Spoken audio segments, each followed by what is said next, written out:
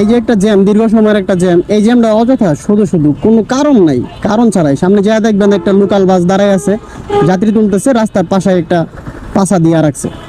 এছাড়া আর কোনো দ্বিতীয় কোনো কারণ নাই। এই একটা কারণের জন্যই শুধু এই জ্যামটা লাগা থাকে প্রত্যেকটা স্টপেজগুলোতে।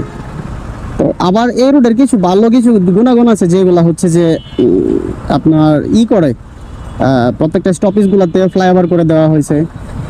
যারা যারা স্টপেজ ইউজ করতে চায় তারা নিচে দিয়ে যায়, আর যারা ডাইরেক্ট গাড়ি থাকে তারা হচ্ছে ফ্লাইওভার ইউজ করে সরাসরি চলে যায়।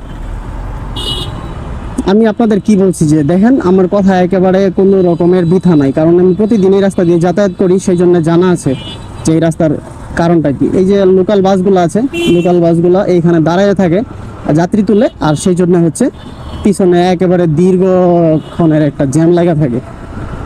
এইগুলো হচ্ছে আসলে অনিয়ম। এই অনিয়মগুলা আসলে ঠিক করার কোনো প্রয়োজনই আমি মনে করি না। কোনো রোড, বাংলাদেশ রোড অথরিটি যারা আছে অথবা বাংলাদেশ সড়ক পরিবহন সমিতিতে যারা আছে, তারা কেউ আসলে এই জিনিসগুলো নজরে দেয় না।